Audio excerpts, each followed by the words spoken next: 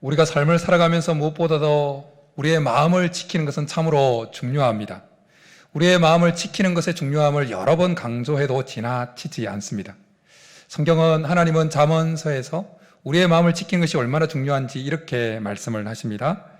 무릇 지킬 만한 것보다 더욱 내 마음을 지키라. 생명의 근원이 이에서 남이라. 생명의 근원이 우리의 마음에 있기에 우리의 마음을 잘 지키는 것이 우리의 생명을 유지하는 비결이다라는 것입니다. 그런데 여러분, 우리의 마음을 지키되 우리의 마음의 유연함이 상실되지 않도록, 우리의 마음이 계속 유연함을 유지하도록 우리의 마음을 지키는 것이 참으로 중요합니다. 어린애기들은 몸이 참 유연합니다. 그래서 손이고 발이고 그냥 발이 입으로 탁 들어가죠. 그런데 나이를 먹어갈수록 몸이 점점 유연함을 상실합니다. 뻣뻣해집니다. 몸이 뻣뻣해지면, 그런데 몸만 뻣뻣해지는 것이 아니라 삶을 이렇게 나이가 먹어갈수록 우리의 마음까지도 그 유연함을 상실합니다. 마음까지도 뻣뻣해지는 것입니다. 근데 우리의 몸이 뻣뻣해지면, 유연함을 상실하면 몸이 뻣뻣해지는데, 근데 우리의 마음의 유연함을 상실하게 되어지면 우리의 삶이 뻣뻣해지는 것입니다. 그런데 우리가 나이를 먹어갈수록 우리의 마음의 유연함이 사라지고 마음이 뻣뻣해지는 것은, 이건 믿지 않는 자들의 마음만이 아닙니다. 우리가 그리스도 안에서 새롭게 되어지면서 부여받았던 그 새 마음의 부드러움도 유연함도 뻣뻣해져 간다는 것입니다. 하나님은 에스겔 선지자를 통해서 이렇게 말씀하십니다. 또 새 영을 너희 속에 두고 새 마음을 너희에게 주되 너희 육신에서 굳은 마음을 제거하고 부드러운 마음을 줄 것이며, 우리가 그리스도 안에서 새롭게 될 때 하나님은 우리의 마음에 그 예수님을 영접하던 시기가 언제였던지 간에 예수님을 영접하기 전까지 굳어져 갔던 우리의 마음에서 그 굳은 마음을, 돌 같은 마음을 제거하시고 새로운 마음을, 부드러운 마음을, 새 영을 우리에게 부여해 주셨다는 것입니다. 그래서 지금까지 살아오면서 그 마음이 얼마나 돌같이 굳었는지 상관없이 그리스도 안에서 있는 자는 모든 것이 새롭게 되어지도록 그 마음의 새로움까지도 허락하여 주셔서 그 마음의 유연함, 부드러움을 가지도록 하셨다는 겁니다. 그런데 안타까운 것은 그렇게 예수님을 믿고 신앙생활을 한 연수가 쭉 길어지면서 어느 순간 하나님께서 우리를 그리스도 안에서 새롭게 만드시면서 우리 가운데 부여하셨던 그 부드러운 마음, 유연함, 마음의 유연함이 어느 순간 상실되어져 간다는 겁니다. 그 마음의 부드러움이 어느 순간 뻣뻣함으로 바뀌게 되어졌다는 것입니다. 예수님 당시 서기관과 바리새인들은 그들의 마음의 유연함을 완전히 상실한 상태였습니다. 그래서 외식하는 자가 되었습니다. 겉모습만 남았습니다. 종교 행위만 남았던 것입니다. 우리도 그렇게 될 수 있다는 것입니다. 오늘 본문의 배경이 되어지는 그 출애굽한 이스라엘 백성들의 그 마음, 그들의 마음도 그랬다는 것입니다. 그런데 처음부터 출애굽한 이스라엘 백성들의 마음이 뻣뻣하게 유연함을 상실한 상태는 아니었습니다. 그들이 출애굽을 할 그 당시 하나님이 애굽 땅에 10가지 재앙을 내리시고 홍해를 가르시고 수많은 기적을 행하실 때, 애굽의 군대를 홍해에 수장시킬 때 이스라엘 백성들의 그 마음, 하나님을 향한 그들의 마음은 말랑말랑했습니다. 하나님은 뭐든지 하실 수 있는 분이야. 하나님은 뭐든지 가능하신 분이야. 그들의 마음이 유연했습니다. 그런데 어느 순간 그들의 마음에 그 유연함은 사라져버리고 뻣뻣하게 딱딱해져 버렸다는 것입니다. 여러분, 우리도 예수님 당시의 서기관과 바리새인들처럼 출애굽 당시에 출애굽한 이스라엘 백성들이 어느 순간 그렇게 유연함을 상실해 버렸던 것처럼 우리도 이미 그리스도 안에서 새롭게 되어지면서 새 마음, 부드러운 마음, 유연한 마음을 가졌지만 그 마음이 어느 순간 사라져 버릴 수 있다는 것입니다. 이 시간 하나님께서 말씀을 통해서 은혜를 베풀어 주셔서 우리 속에 다시 유연함을 회복시켜 주시기를 이제 축복합니다. 여러분, 몸의 유연함을 잃어버리고 뻣뻣해지면 관절에도 무리가 오고 근육에도 무리가 오고 여러 가지 인대에도 무리가 오고 오는 겁니다. 그러면 삶의 질이 떨어지고 우리 수명이 단축된다는 겁니다. 그런데 마찬가지로 그런데 이게 몸에 유연해지면 무리도 안 가는 거예요. 관절에도 무리가 안 가고 인대에도 무리가 안 가고 근육에도 무리가 안 가는 거예요. 그래서 몸이 유연하면 충격을 받으면 몸이 그 충격을 잘 흡수해내고 잘 이겨낸다는 거예요. 마찬가지로 우리의 마음도 마찬가지. 우리의 마음의 유연함을 계속해서 회복하고 유지할 때는 삶에 다가오는 여러 가지 어려움, 그 충격들을 잘 흡수해낼 수 있다는 겁니다. 그런데 우리의 마음이 그리스도 안에서 새롭게 되어진 우리의 마음이 유연함을 상실하고 뻣뻣해지면 딱딱해지면 조그마한 충격에도 흔들리는 겁니다. 조그마한 충격도 상처를 받고 막 휘청거리는 겁니다. 그래서 하나님은 우리의 마음이 그리스도 안에서 새롭게 되어지면서 부여받았던 그 부드러움, 그 유연함을 계속해서 회복하고 간직하고 유지하기를 원하신다라는 것입니다. 오늘 우리가 읽은 본문 11절에 보면 마음의 그 유연함, 부드러움을 상실해버린 이스라엘 백성들에게 하나님께서 어떻게 말씀하는지 이렇게 말씀합니다. 내가 노하여 맹세한 바와 같이 그들은 내 안식에 들어오지 못하리라 하였느니라. 하나님께서 그들 가운데 주고자 하는 그 안식이 이스라엘 백성들의 그 마음의 유연함을 상실해버림으로 그들은 누릴 수 없게 되었다는 겁니다. 그러나 이 말씀을 반대로 보면 우리가 하나님께서 우리를 그리스도 안에서 새롭게 하시면서 우리에게 부여해 놓으셨던 그 마음의 부드러움, 마음의 유연함을 계속해서 회복하고 유지하면 우리는 하나님께서 주시는 그 안식에 들어가서 안식을 누릴 수 있게 되어진다는 것입니다. 그래서 하나님은 우리의 마음을 계속해서 우리의 마음을 유연하게 부드럽게 해서 하나님께 주시는 그 안식에 들어가서 안식을 누리도록 해주고 싶어 하시는 것입니다. 호세아 시대의 이스라엘 백성들의 마음도 출애굽한 이스라엘 백성들의 마음처럼 유연하지 못했습니다. 딱딱해졌습니다. 그래서 하나님이 이렇게 말씀합니다. 이스라엘은 완강한 암소처럼 완강하니 이제 여호와께서 어린 양을 넓은 들에서 먹임같이 그들을 먹이시겠느냐. 완강한 암소라는 그 표현은 너무나 고집불통이어서 하나님이 이끄시는데도 전혀 말을 듣지 않는 그런 이스라엘 백성들의 그 마음의 유연함을 상실한 상태를 표현하기 위해서 하나님께서 끌어온 비유적인 표현입니다. 여러분, 소는 정말 힘이 셉니다.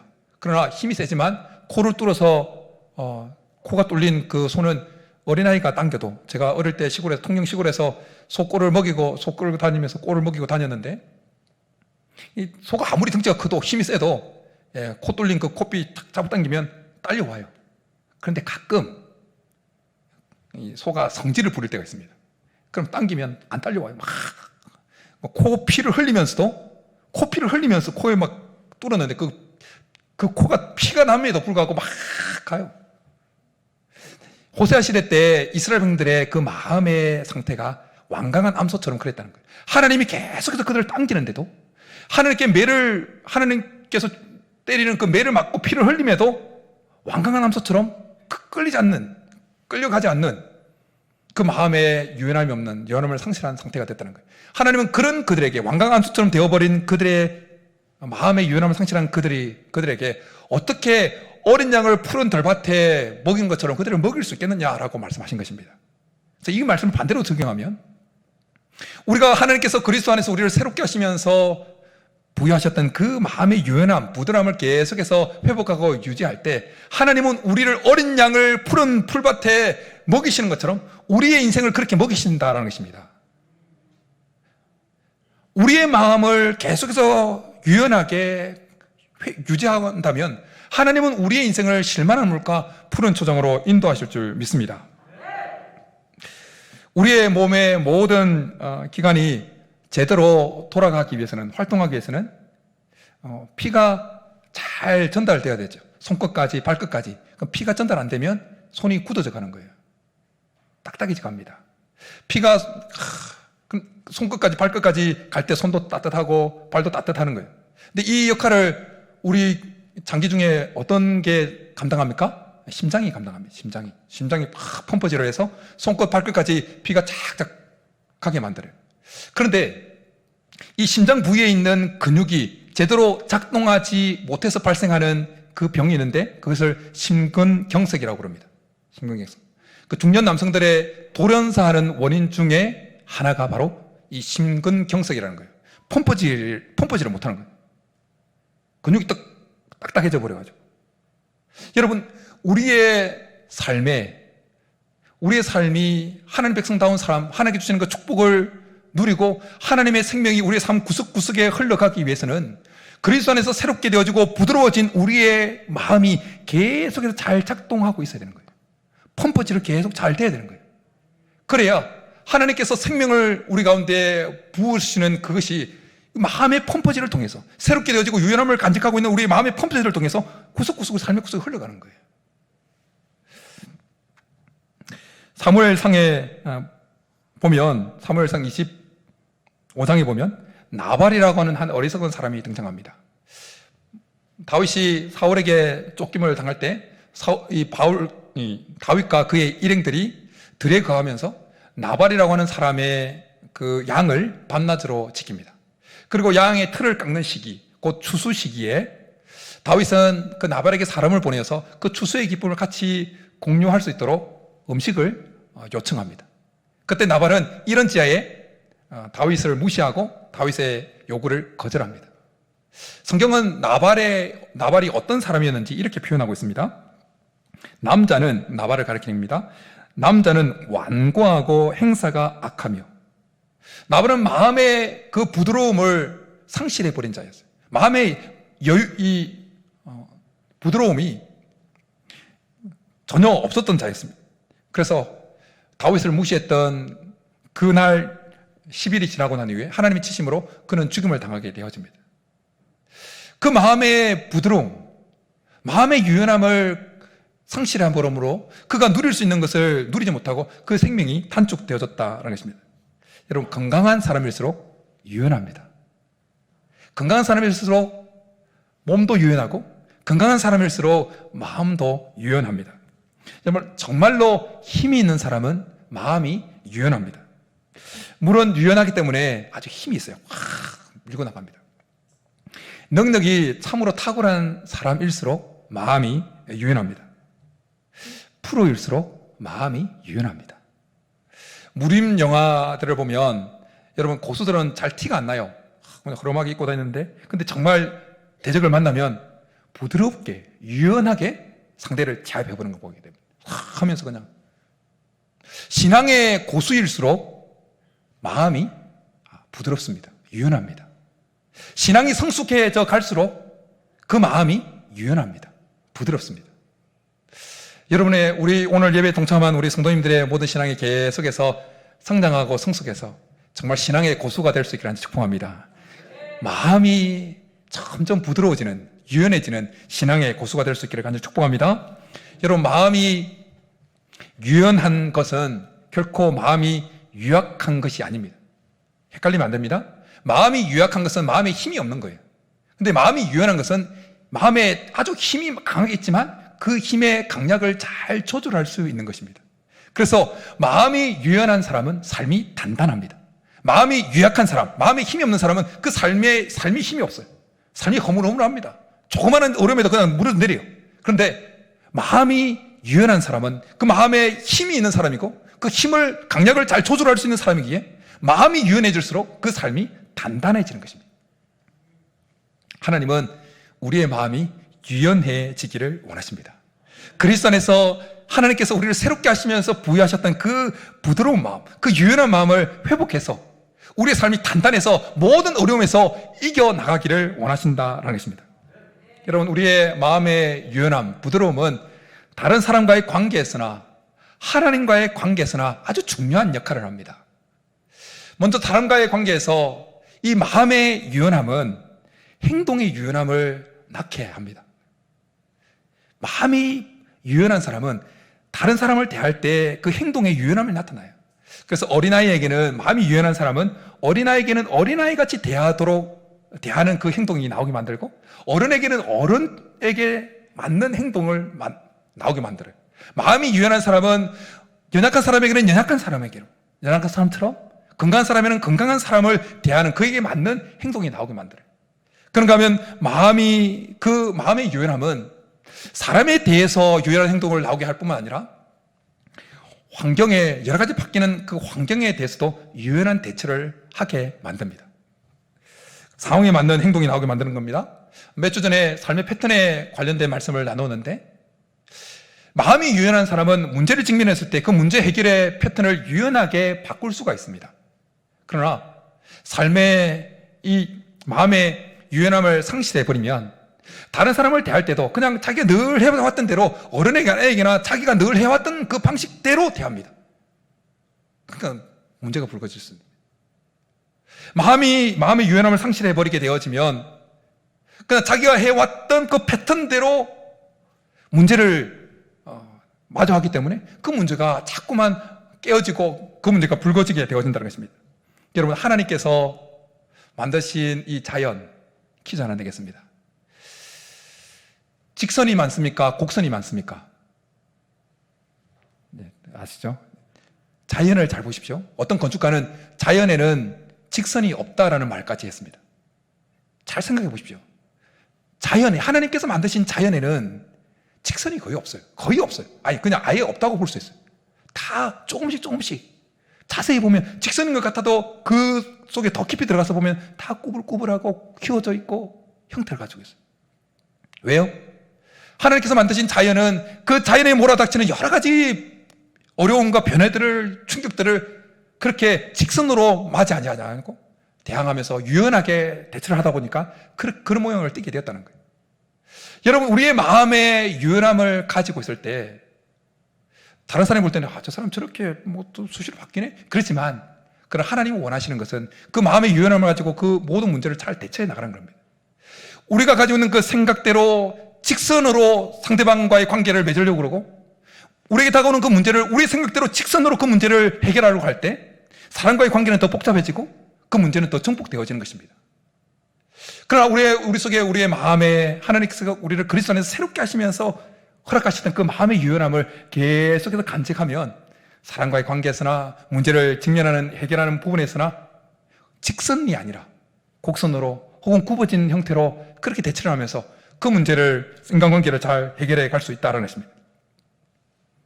이 시간 한 번 더 하나님께서 우리의 마음의 유연함을 회복시켜 주셔서 문제에서나 사람과의 관계에서 잘 해결해 갈 수 있기를 축복합니다. 여러분, 마음의 유연함은 사람과의 관계뿐만 아니라 또 여러 가지 상황에 대처하는 그 유연함뿐만 아니라 우리의 시각의 유연함을 가지게 만듭니다. 마음이 유연하면 어떤 문제를 직면했을 때 그 문제를 위에서도 보기도 하고 앞에서 보기도 하고 뒤에서 보기도 하고 멀리서도 보기도 하고 가까이서 보기도 하고 하나님이 이 문제를 어떻게 보실까? 하나님의 시각으로 보려고도 하고 시각의 유연함을 가지게 만듭니다.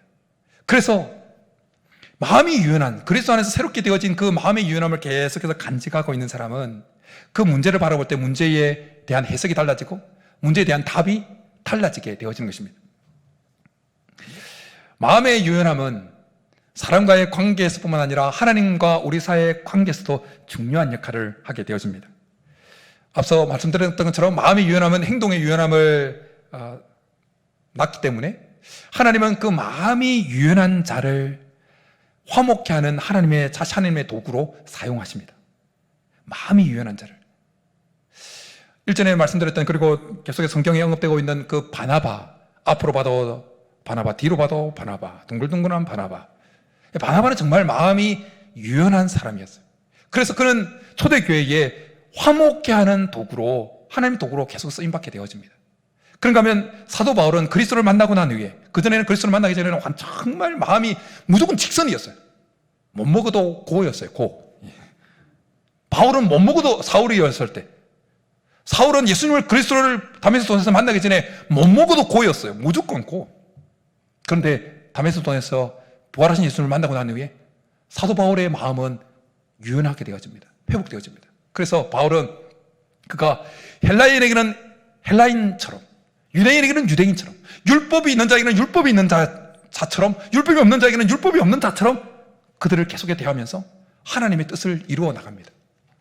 우리 예수님은 이 땅에 인간의 몸을 입고 공생애를 보내실 때에 여전히 그 마음이 유연했습니다.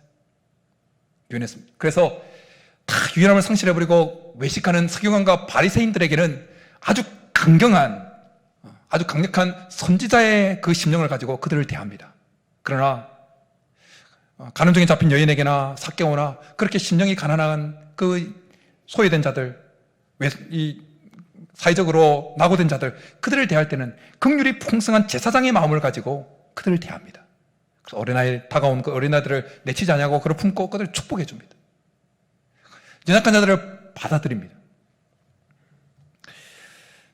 하나님은 오늘도 연약한 자들을, 마음이 부드러운 자를, 유연한 자를 찾고 계십니다. 그래서 그 사람을, 마음의 유연함을 가지고 있는 자를 자신의 도구로 사용하시는 것입니다. 여러분, 어릴 때 찰흙을 가지고 놀아본 적이 있을 겁니다. 찰흙이 말랑말랑할 때, 유연함을 가지고 있을 때는 자기가 원하는 모양대로 다 만들 수 있어요. 그래서 찰흙을 좋아하죠. 요즘에는 그 말라버지지 않도록 기름 찰흙을 만들어서 이렇게 막 이제 만들어기도 나갔는데, 어릴 때 기름 찰흙은 없었고 그냥 찰흙은 어떻습니까? 말랑말랑할 때는 자기가 원하는 대로 만들 수가 있었어요. 그런데 아무리 새 것이라도, 비닐을 안 뜯은 찰흙이라도 딱딱하게 굳어지면 그냥 수유통에 버렸어요. 어릴 때 또 이런 기억이 있습니다. 마을 좀 가까운 곳에 도로를 내면서 이 도로 큰 바위가 있으니까 그걸 폭파 작업할 때 이 전선 아시는지 모르겠어요. 폭파할 때 사용되는 전선을 쏘고 남은 거 가지고 와서 그걸 가지고 막 모형을 만들어서 놀았던 기억이 있습니다. 그 전선은 딱 유연해서 모양을 만들기 딱 적당했어요. 여러분, 하나님도 마찬가지입니다. 하나님도 자신의 도구를 빚어가시고 사용하실 때 마음이 딱딱한, 유연함을 상실한 사람이 아니라 마음의 부드러움을, 유연함을 계속해서 가지고 있는 사람을 자신의 도구로 사용하신 겁니다. 하나님이 다스려야 되잖아요. 하나님 빚으셔야 되잖아요. 하나님이 전능하신 분이시지만 마음이 딱딱한 자를 빚으려고 하면 부러지는 거예요. 너를 좀 이런 모양으로 만들고 싶어. 그런데 마음이 유연함을 상실해버리면 하나님이 좀 굽을게 하고 굽는데 뚝 부러지니까 하나님 그 사람을 안 되겠다 그러고 놓아두는 거예요. 근데 마음이 그리스도 안에서 새롭게 되어지면서 부여받았던 그 마음의 유연함, 부드러움을 가지고 있는 사람은 하나님이 내가 좀 사용할게. 그럼 잠깐만 와봐. 이런 모양으로 좀 만들어야 돼. U자형으로 좀 구부려야 돼. 그렇게 할 때 구부릴 때 하나님 마음대로 하소서, 뜻대로 하소서. 그리고 그냥 맡길 수 있는 그 유연함을 가진 자를 하나님이 오늘도 빚어가시는 겁니다. 자신의 도구로. 정말 우리가 한 번뿐인 우리의 인생이 하나님의 도구로 쓰임받기를 원한다면, 하나님의 도구로 빚어져 가기를 원한다면 우리는 우리의 마음을 다시금 마음의 유연함을 회복해야 될 줄 믿습니다. 하나님은 그 마음의 유연함을 회복하면 누구든지 하나님은 그 인생을 들어 사용하신 것입니다. 근데 마음의 유연함을 상실한 채로 뻣뻣하게 있으면 하나님이 우리의 마음이 유연해질 때까지 기다리시는 것입니다. 모세가 40세에 바로의 궁전에서 엄청난 권력을 가지고 있었죠. 그 마음에 자기 민족을 구원하고자 하는 마음이 불릴 때 일어났습니다. 근데 하나님 보실 때 모세의 마음은 여전히 뻣뻣한 상태였습니다. 하나님이 이끄시는 대로, 하나님이 굽으시는 대로 굽어질 수 있는 상태가 아니었습니다. 그래서 하나님 어떻게 하십니까? 모세가 40세 도망해서 미단 광야에서 80세 될 때까지 그 마음의 뻣뻣함이 다 빠지고 하나님이 희면 휘어질 수 있는 대로, 휘어질 수 있는 마음의 유연함을 회복했을 때 그때까지 기다리십니다. 그럼 그를 들어서 사용하시는 것을 보게 되어집니다. 여러분, 김장할 때 배추가 소금에 확 절여가지고 뻣뻣함이 착 빠지고 유연해질 때 양념이 잘 먹어요. 양념이 잘 먹는 겁니다. 마찬가지로 우리의 마음에 하나님의 뻣뻣함이 사라지고 유연함이 회복될 때 하나님의 은혜가 우리 마음에 잘 먹히는 겁니다. 여러분, 우리의 마음에 뻣뻣함이 사라지고 그리스도 안에서 우리를 새롭게 하시면서 회복하셨던 주셨던 그 마음의 유연함이 우리 속에 회복되어질 때 하나님의 말씀이 우리 속에 잘 먹히는 겁니다. 근데 뻣뻣하면 말씀이 튕겨나가요. 말씀이 우리 속에 잘 안 먹혀요. 예수님께서 말씀하신 4가지 씨가 떨어진 밭의 비유를 잘 보십시오. 길가 같은 밭 잘 알지 않습니까? 마음이 딱딱해서 유연함이 전혀 없는, 그래서 뿌리가 내리기도 전에 마귀가 와서 다 가지고 가버립니다. 그러나 좋은 땅은 어떻습니까? 30배, 60배, 100배의 열매를 맺습니다. 좋은 땅이 어떤 땅입니까? 유연함을 가지고 있는, 뿌리가 쉽게 내릴 수 있는 유연함을 가지고 있는 마음이에요.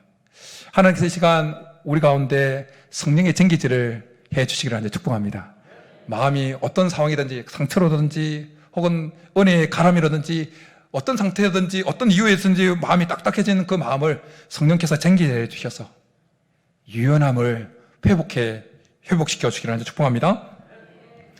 오늘 본문에서 말씀하시는 것처럼 출애굽한 이스라엘 백성들의 마음은 어느 순간 그 유연함을 상실하고 뻣뻣해져 있었습니다. 딱딱해져 있었습니다. 그래서 하나님께서 그들에게 뭔가 말씀하셔도 하나님 말씀이 그들 속에 잘 맥히지가 않았어요. 양념이 잘 맥혀야 되는데 잘 뻣뻣하니까 맥히지가 않았던 것입니다. 그래서 시간이 흘러서 호세아 시대뿐만 아니라 예수님 당시에까지도 유대인들의 마음은 그 마음의 부드러움을, 유연함을 상실하고 뻣뻣해 있었습니다. 그래서 하나님은 사도 바울을 통해서 그들의 마음의 뻣뻣한 상태가 어땠는지 이렇게 말씀합니다. 그들의 마음이 완고하여 오늘까지도 구약을 읽을 때에 그 수건이 벗겨지지 아니하고 있었으니 오늘까지 모세의 글을 읽을 때에 수건이 그 마음을 덮어도다. 그들의 마음의 완고함이 그들의 마음의 눈을 가려서 하나님의 말씀이 그들 속에 들어가지 못하도록 했다는 것입니다.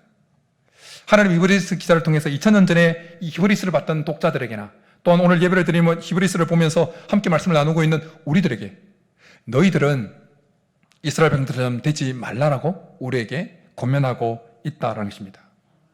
여러분, 우리는 어떻게 하면 하나님께서 우리를 그리스도 안에서 새롭게 하시면서 부여하셨던 새 영을 부여하시고 새 마음을 부여하시면서 우리 속에 새롭게 조성시켜 주셨던 그 마음의 유연함, 마음의 부드러움을 회복하고 계속해서 유지할 수 있을까요? 그 마음을 계속 유지해야 하나님께서 주시는 그 안식에 들어가고 푸른 주산 실만한 물가로 인도함을 받을 수 있는데 어떻게 하면 우리의 마음을 다시금 그리스도 안에서 새롭게 되어 부여받았던 그 부드러움을, 마음의 부드러움을 회복해서 그 안식을 누리고 하나님께서 인도하시는 푸른 초장으로 인도함을 받을 수 있을까요? 그 비결은 오늘 13절에 등장합니다. 그것은 우리 속에 있는 죄와 옛자를 계속해서 십자가에 죽이는 것입니다. 우리 13절, 오늘 본문 말씀 13절 같이 한번 읽겠습니다. 시작. 오직 오늘이라 일컫는 동안에 매일 피차 권면하여 너희 중에 누구든지 죄의 유혹으로 완고하게 되지 않도록 하라. 죄의 유혹에 넘어가서 죄를 범하지 않도록, 그 죄 때문에 마음이 딱딱해지지 않도록 하라는 것입니다. 여러분, 죄는 딱딱하게 만드는 성질이 있어요. 여러분, 수분이 다 빠져나가면 딱딱해집니다. 아까 언급했던 그 찰흙요, 수분이 다 빠지니까 딱딱해지잖아요. 죄는 우리 속에 있는 은혜를 다 증발시키는 아주 나쁜 녀석이에요. 나쁜 성질을 가지고 있는 녀석. 그래서 죄가 들어가는 곳마다 다 딱딱해집니다. 유연함을 다 상실해버리는 겁니다. 죄는 하나님과의 관계에서도, 사람과의 관계에서도 그 모든 유연함을 다 상실해버리게 만듭니다. 여러분, 우리가 천사가 아닌 이상 우리는 이 땅을 살아가는 동안에 죄를 범할 수가 있습니다. 그리스도 안에서 새롭게 되어진 의인이지만 그러나 여전히 우리 속에 죄성이 있습니다. 그래서 죄를 범할 수도 있고 넘어질 수도 있고 실패할 수 있습니다. 그러나 중요한 것은 우리가 죄와 피 흘리기까지 싸우고 혹시 또 피 흘리게 싸우다가 실패하여 넘어졌을 때 빨리 그 죄를 십자가 아래에 내어놓고 죄를 털어내어 버려야 된다는 것입니다. 죄를 간직하고 있으면 그 죄는 계속해서 우리의 마음을 딱딱하게 만들어요. 우리의 마음속에 있는 그 은혜를 증발시켜 버리는 겁니다. 할 수 있는 한 죄를 빨리 십자가 안에서 해결받아야 된다는 것입니다. 아까 심장과 심근경색 이야기를 했는데요.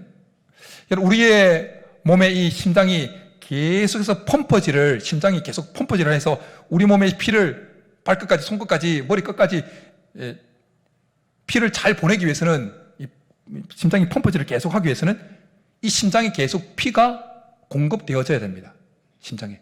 이 심장에 피가 공급되어지게 하는 그 혈관을 관상동맥이라고 합니다. 근데 관상동맥이 뭐 혈전이나 피덩어리 있지 않습니까? 그 혈전이나 여러 가지 이유로 점점 좁아지게 되어지면 이 심장으로 들어가는 피의 양이 줄어드는 거예요. 그럼 가끔씩 가슴 통증이 있지 않습니까? 지금 가끔 찔리는 거. 경고예요, 경고. 피를 깨끗하게 만들어야 돼요. 지금 혈전이 있는 거예요. 그러다가 그 신호 무시하고 하나님 계속해서 신호를 주시는 거예요. 우리 몸 시스템을 그렇게 만들어놨는데. 그런 신호를 무시하고 계속해서 놓아두면 관상동맥이 어느 순간 딱 막히는 거예요. 그러면 어떻게 되냐? 심장으로 들어가는 이게 피가 없으니까 심근경색이 딱 오는 거예요. 그러면 돌연사하는 겁니다. 그리스도 안에서 새롭게 되어진, 새롭게 우리 속에 우리를 새로운 피조로 만드시면서 하나님께서 새롭게 우리 마음에 더 생성시켜 놓은 그 새 마음, 그 새 마음이 계속해서 제대로 펌퍼질을 하기 위해서는 우리의 그 새 마음에 하나님의 은혜가, 성령이 계속해서 임해야 되는 것입니다. 하나님의 은혜가 계속해서 임할 때 우리는 계속해서 우리의 마음을 새롭게, 그리스도 안에서 새롭게 되어진 우리의 마음을 펌퍼질을 할 수 있는 겁니다. 그래야 우리 삶의 구석구석까지 성령의 생기가, 하나님의 생명이 흘러 들어갈 수 있는 겁니다. 그런데 죄는 하나님의 은혜가 우리의 새롭게 되어진 마음에, 성령이 우리의 마음에 흘러 들어오는 그 관을 막히게 만드는 거예요. 혈전과도 같은 거예요. 핏덩어리와 같은 거예요. 그러기에 우리는 죄를 빨리, 혹시 넘어졌다 할지라도, 죄를 범했다 할지라도 빨리 죄를 해결받아야 돼요. 죄를 빨리 십자가에서 털어내야 돼요. 그래야 혈관이 뚫리는 거예요. 뚫리는 거예요. 하나님과 우리 사이에 은혜가 밀려오고 성령이 밀려오는 그 관을 깨끗하게 만들 수가 있다는 것입니다. 다윗은 시편 32편에서 자신의 죄를 회개하지 않고 계속 죄를 품고 있었을 때 그 자신의 마음 상태가 어땠는지 이렇게 고백합니다. 내가 입을 열지 아니할 때에 종일 신음함으로 내 뼈가 새하였도다. 주의 손이 주야로 나를 누르시오니 내 진액이 빠져 여름 가뭄에 마름같이 되었나이다. 마음에 죄를 품고 있었던 다윗, 우리아의 아내 바세바를 보면 그 사건을 가리키는 거예요. 그 회개하지 않고 나단 선지자 오기 전까지 품고 있었을 때 그 마음은 유연함을 상실하는 정도가 아니라 그냥 유연함을 상실해서 아예 그냥 여름 가뭄에 그 바닥이 쩍쩍 갈라지는 상태처럼, 가뭄의 상태처럼 되어버렸다는 거예요. 그런데 동일하게 시편 32편에서 그것을 고백했던 다윗이 죄를 회개하고 난 이후에 시편 32편 말미에서 이렇게 고백합니다. 마음이 정직한 너희들아 다 즐거이 외칠지어다. 회개하고 났더니 다시금 그 하나님과 다윗 사이를 놓는 은혜가 밀려오고 성령이 밀려오는 그 관이 청소가 다 되어지니까 하나님의 은혜가 다시 밀려오고 다시금 그 새롭게 되어진 마음이 펌퍼질, 유연함을 회복하고 펌퍼질을 할 수 있게 되었다는 것입니다. 오늘 시간 우리가 미처 하나님 앞에 해결받지 못한 죄악이 있다면 십자가에 내어놓고 깨끗함을 받은 은혜가 있기를 간절히 축복합니다. 죄와 함께 계속 죽여야 하는 우리의 옛자, 그 옛자는 이미 유연함을 다한 존재인 것입니다. 그래서 옛자를 계속해서 가지고 있으면 죽이지 않고 계속 가지고 있으면 그 옛자가 우리의 심령을 계속해서 딱딱하게 만드는 거예요. 예수님은 새 포도주는 새 부대에 담아야 된다고 말씀하셨습니다. 왜 새 포도주는 새 부대에 담아야 되죠? 우리가 상식적으로 알고 있는데, 새 포도주는 새롭게 담으면 그것이 발효하면서 포도주로 바뀌면서 발효하면서 계속해서 팽창하게 되어집니다. 그런데 낡은 옛 부대는, 이미 한번 사용했던 옛 부대는 그 팽창하면서 그 유연함을 다 상실해 버린 거예요. 그래서 새 포도주를 낡은 예전에 사용했던 그 옛 낡은 부대에 넣어 놓으면 새 포도주가 발효하면서 팽창하는 그 팽창을 받아낼 수가 없는 거예요. 그래서 같이 다 버리게 되어진다는 겁니다. 예수님께서 말씀하신 새 포도주는 성령의 역사입니다. 새로운 역사입니다. 하나님의 나라의 새로운 질서입니다. 성령의 역사는 우리의 상상을 뛰어넘고 우리가 지금까지 경험했던 그 모든 경험을 뛰어넘는 역사입니다. 그런데 우리의 옛자는 이미 유연함을 상실해버려서 성령께서 우리 가운데 펼쳐가는 놀라운, 우리의 생각을 뛰어넘고 우리의 고정관념을 뛰어넘고 우리의 지금까지 경험을 뛰어넘는 새로운 역사를 받아낼 수가 없는 겁니다. 유연함이 없는 겁니다. 그래서 하나님은 새 포도주는 새 부대에 담아야 된다고 말씀한 것입니다. 새 부대는 어떻습니까? 함께 새롭게 발효하면서 팽창하는 그 새 포도주의 팽창을 받아낼 수 있는 유연함을 가지고 있는 겁니다. 하나님은 새 부대, 유연함을 가지고 있는 새 마음, 그 마음의 유연함을 회복하기를 원하신다는 것입니다. 성령께서 뭘 어떻게 인도하시든지 그대로 수용해낼 수 있는, 따라갈 수 있는 마음의 유연함을 가지고 있는 그 심령 속에, 그 삶 속에 성령은 오늘도 새로운 역사를 펼쳐 가시는 것입니다. 정말 우리의 삶 가운데 내가 지금까지 경험해왔던 하나님의 놀라운 역사를 훨씬 뛰어넘는 새로운 하나님의 역사, 새 일을 행하시는 하나님의 기적을 경험하기를 원한다면 우리는 우리의 마음의 딱딱함을, 옛자를 십자가에 못 박아 죽이고 그리스도 안에서 다시금 우리의 속에 허락해 놓으신 그 마음의 부드러움을, 유연함을 회복해야 된다는 것입니다. 그럼 죄를 죽이고 옛자를 계속해서 죽이면 우리는 그리스도 안에서 새롭게 되면서 부여하셨던 그 마음의 유연함, 부드러움을 회복하게 될 줄 믿습니다. 여러분, 대나무를 보십시오. 대나무는 바람이 불어와서 나뭇가지들이 다 끊어질 때도 안 꺾어집니다. 흔들리긴 하지만 잘 됩니다. 갈대도 마찬가지죠. 근데 여러분, 갈대와 대나무 유연합니다. 유연합니다. 근데 공통점이 뭡니까? 속이 비어 있어요. 속이 비어 있어요. 여러분, 우리 속에 있는 죄, 옛자를 끊임없이 십자가에 못 박아 죽여서 비게 만들면, 그래서 성령이 우리 가운데 역사하죠. 대나무 갈 때 바람이 맞서지 않습니다. 바람 부는 대로 몸을 맡겨요. 우리 속에 있는 옛자를 죽이고 죄를 죽이고 성령이 부는 대로 우리의 마음을 그렇게 움직이게 되어지면 우리의 마음은 계속해서 그리스도 안에서 원래 우리를 새롭게 하시면서 부여하셨던 그 마음의 부드러움을 회복하고 유연함을 회복하고 계속 그 유연함을 유지하게 될 줄 믿습니다. 바라기는 우리 죄를 십자가에 못 박아 죽이고 옛자를 계속 죽이어서 그리스도 안에서 우리를 새롭게 하시면서 원래 부여하셨던 그 마음의 유연함, 그 부드러움을 회복해서 실만한 물가로 푸른 초장으로 인도함을 받고 하늘께 주시는 그 안식을 날마다 풍성히 받아 누리는 저와 여러분이 될 수 있기를 주님의 이름으로 축복합니다. 이제 우리 말씀 생각하면서 나의 마음을 전공과 같이 하나님 옛자를 죽이고 내 속에 있는 죄악을 십자가에 못 박습니다. 정결케 하여 주옵소서. 부드럽게 유연하게 만들어 주옵소서. 말씀 생각하면서 찬양하고 기도하며 나가겠습니다.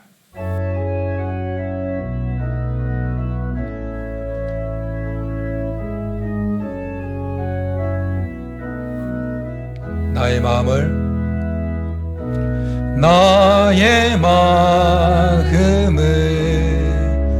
정금과 같이 정결케 하소서. 나의 마음을 정금과 같이 하소서. 내 영혼에 한 소망이 있으니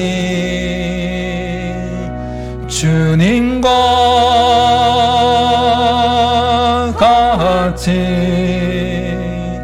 거룩하게 하소서. 나의 삶을 드리니 거룩하게 하소서. 주님 나를 받으소서. 나를 우리 한 번 더 고백하겠습니다. 나의 마음을 정금같이 마음을 정금과 같이 정결케 십자가에 못 박사오니 나의 마음을 정금과 같이 하소서. 내 영혼에 한 소망이 있으니 주님과 같이 거룩하게 하소서. 나의 삶을 드리니 거룩하게 하소서. 주님 나를 받으소서. 나를 받으소서. 이제 우리 말씀 생각하면서 같이 기도하며 나가겠습니다. 미처 주님 앞에 회개하지 못한 죄악이 있다면 큰 소리로 회개하지 않아도 괜찮습니다. 하나님, 나의 죄를 십자가에 내려놓습니다. 십자가 앞에 내려놓습니다. 십자가 보혈로 정결케 하시고 흰 눈보다 양털보다 희게 만들어주시고 동이 서에서 먼 것 같이 우리의 죄가를 멀리 사라지게 만드시고 정결케 해달라고 우리 옛자를 끊임없이 십자가에 못 박을 수 있는 은혜를 베풀어 주셔서 우리 속에 그리스도 안에서 새롭게 만드시면서 우리에게 허락하셨던 그 마음의 유연함, 부드러움이 회복되어져서 하나님의 안식 가운데 들어가고 안식을 누리고 실만한 물과 푸른 초장으로 인도함을 받는 복된 인생이 되게 도와달라고 우리 말씀 생각하면서 주여 한번 부르기 때문에 나가겠습니다. 주여! 살아계신 하나님 아버지, 이 시간 우리의 죄악을 주님 앞에 십자가 앞에 내려놓습니다. 하나님과 미처 깨닫지 못하고 우리가 하나님 마음에 품고 있었던 죄악, 미처 회개하지 못했던 죄악들을 이 시간 성령께서 기억나게 하여 주셔서 하나님 십자가 앞에 내려놓게 도와주옵소서. 십자가 보혈에 담궈지게 하여 주옵소서. 십자가 보혈이 하나님 그 죄악에 하나님 우리 심령 속에 쏟아지게 하여 주옵소서. 우리의 자를 십자가에 다시금 이 시간 못 박습니다. 하나님 부드럽게 되게 도와주옵소서. 우리의 마음 그리스도 안에서 우리를 새롭게 하시면서 우리의 마음에 허락하시던 그 마음의 부드러움, 마음의 유연함 하심 다시금 회복할 수 있도록 주께서 역사하여 주옵소서. 하나님께서 뭐라고 말씀하신지 그대로 이끌려질 수 있는 하나님 우리 속의 마음의 유연함이 회복되어져서 하나님께서 허락하시는 그 안식 가운데 들어가 안식을 누릴 뿐만 아니라 하나님 어린 양을 그 하나님 들판에 하나님 넓은 들판에서 먹이시는 푸른 조장 실만한 밀가로 인도하시는 그 복을 하나님 마음의 유연함을 회복함으로 우리도 누릴 수 있게 역사하여 주옵소서. 하나님 오늘도 우리의 마음을 내어드립니다. 우리의 마음을 하나님께서 붙잡으시고 마음의 부드러움, 마음의 유연함을 회복하소서. 하나님 주시는 그 은혜 속에 살아갈 수 있도록 역사하여 주옵소서. 역사하여 주옵소서. 살아계신 하나님, 우리가 미처 깨닫지 못하고 마음에 품고 있었던 죄악이 있다면 성령께서 깨닫게 하여 주셔서 십자가 아래 내려놓게 도와 주옵소서. 그래서 예수 그리스도의 십자가 보혈로 하나님 동이서에서 먼 것 같이 모든 죄가 멀리 사라지게 하시고 양털보다 흰 눈보다 우리 속에 있는 모든 죄악이 다 해결받는 은혜를 누리게 도와 주옵소서. 뿐만 아니라 우리 옛자를 끊임없이 십자가에 못 박아서 죄가 그리고 옛자가 십자가에 못 박아 죽임으로 우리 속에 하나님께서 이 그리스도 안에서 우리를 새롭게 하시면서 허락하셨던 그 마음의 유연함, 부드러움을 다시 회복하고 유지할 수 있도록 은혜를 베풀어 주옵소서. 하나님 이번 한 주도 우리의 마음이 여전히 하나님 안에서 유연함과 부드러움을 가지고 있어서 하나님께서 허락하시는 그 안식 속에서 들어가 안식을 누리고 넓은 들의 양을 먹이듯이 우리의 삶이 푸른 초장 실만한 물가로 인도함을 받는 풍성함을 누리는 한 주 되도록 역사하여 주옵소서. 그렇게 해주시기를 간절히 바라고 나오며 예수님의 이름으로 축복하며 기도드립니다. 아멘.